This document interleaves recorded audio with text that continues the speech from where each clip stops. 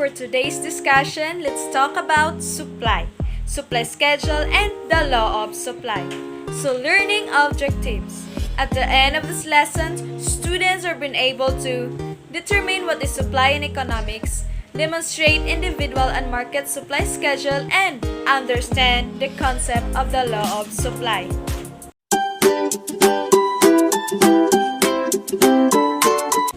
So, what is supply? Supply refers to the quantity of a commodity which producers or sellers are willing to produce and offer for sale at a particular price in a given market.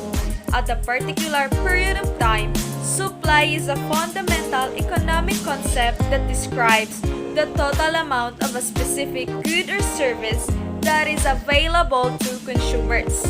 Supply can relate to the amount available at a specific price or the amount available across a range of prices if displayed on a graph. Quantity supplied is the number of units of a good produced and offered for sale at a specific price. Specific quantity is the amount of a product that a retailer wants to sell at a given price, which is known as the quantity supplied. Typically, a time period is also given when describing quantity supplied. For example, when the price of an orange is 65 cents, the quantity supplied is 300 oranges a week. So, supply versus stocks. Let's differentiate between supply and stocks. So, stock is the quantity of output which a seller has with him and has not yet brought for sale, while supply on the other hand is a quantity of output brought from existing stock for sale at a certain price in a market. Now, let's talk about supply schedule and what does the supply schedule tells us.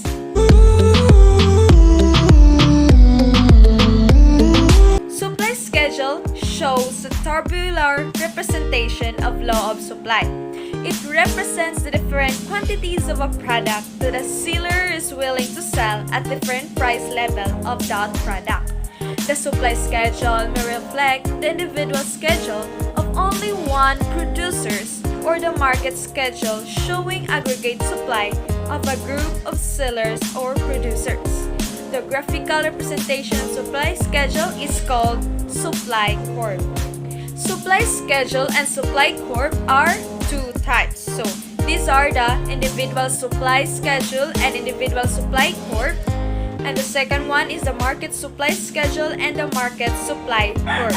Individual supply schedule is a supply schedule that depicts the supply by an individual firm or producer or commodity in relation to its price. Let us understand it with the help of an example. The above figure is the graphical transformation of the individual supply schedule. So, positively sloping supply curve shows the direct relationship between the price and the quantity supplied. Now, let's have market supply schedule. So, market supply schedule is a summation of the individual supply schedules and depicts the supply of different customers for a commodity in relation to its price. So, let's understand it with the help of an example. The above table shows various units of a commodity supplied by three different suppliers. When the price of a product increases, their supply also increases and vice versa. The following figure shows the derivation of the market supply curve. So, market supply curve is a graphical representation of the market supply schedule. The x-axis represents the market supply in units and the y-axis represents the price of a commodity.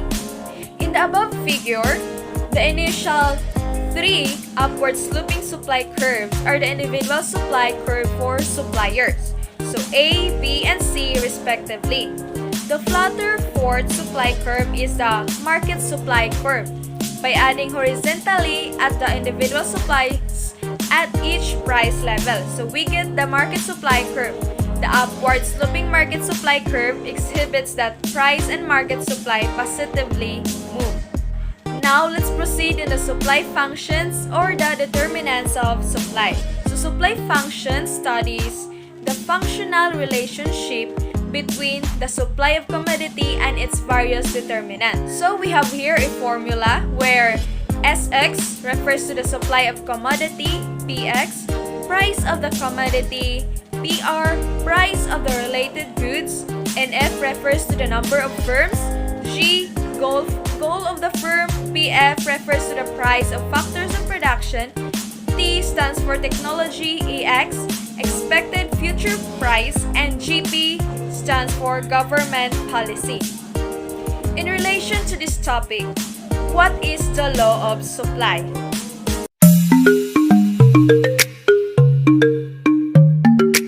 So the law of supply states that other things remaining the same, the quantity of any commodity that firms will produce and offer for sale rises with rise in price and falls with fall in price. So example for this is higher price, higher will be quantity supplied and lower the price, smaller will be quantity supplied.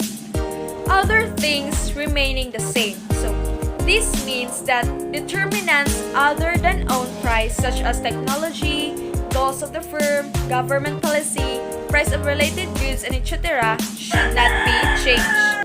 The law of supply summarizes the effect of price changes have on producer behavior. For example, a business will make more video game systems if the price of the system increases. So the company might supply 1 million systems if the price is $200 each. But if the price increases to $300, they might supply 2 million systems. Like the law of demand, the law of supply also follows the assumptions of ceteris paribus, which means that other things remain unchanged or constant. All the factors other than the price are assumed to be constant. The law of supply works on certain assumptions which are given us as follows. First, the income of buyers and sellers remains unchanged.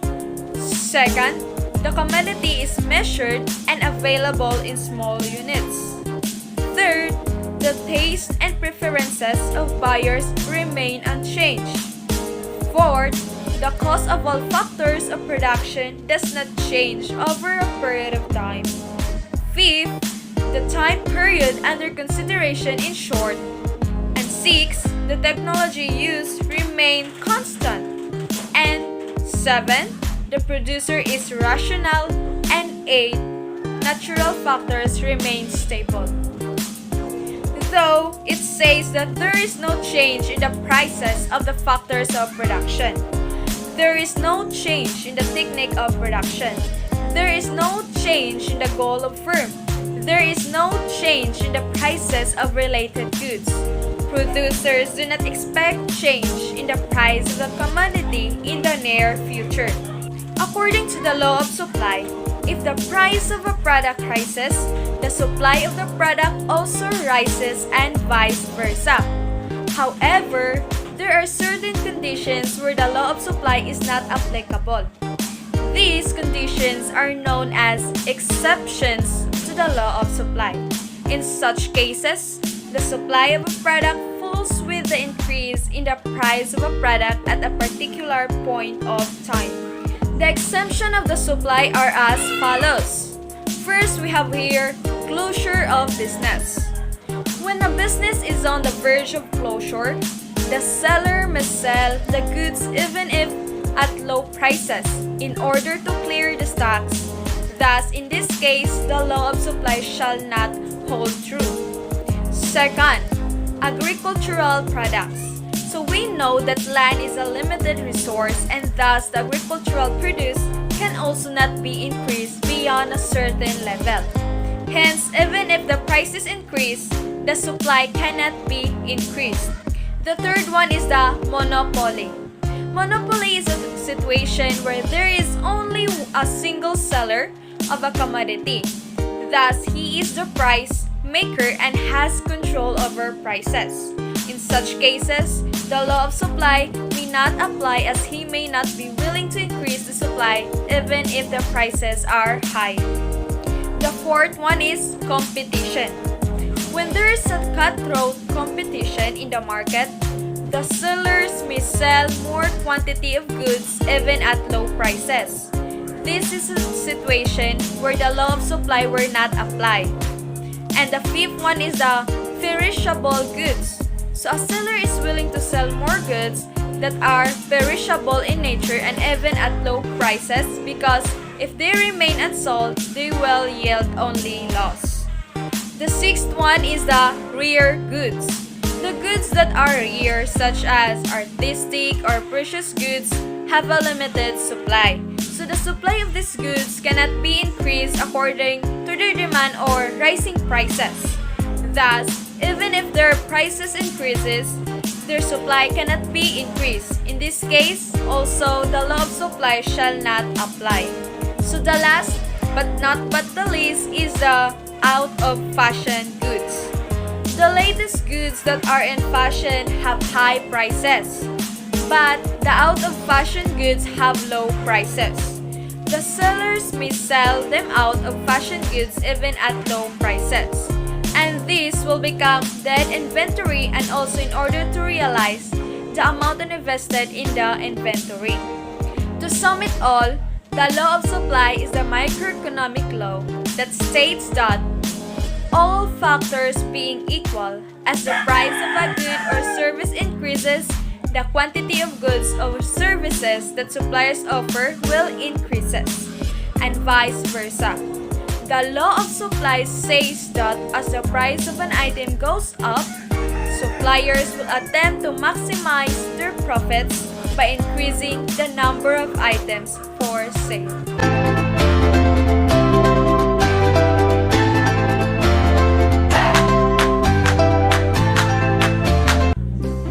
As a reflection on this topic, I could say that there is a direct relationship exists between the price of a good and the quantity supplied of that good.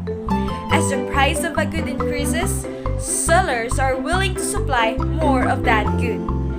Thus, supply is very important key in understanding the concept of economics in which they reflect the prices and quantities of consumer goods and services within an economy.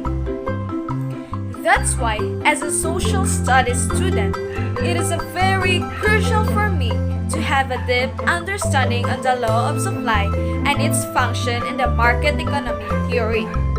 Though we are once a part of the economy circular flow and we should be aware of that.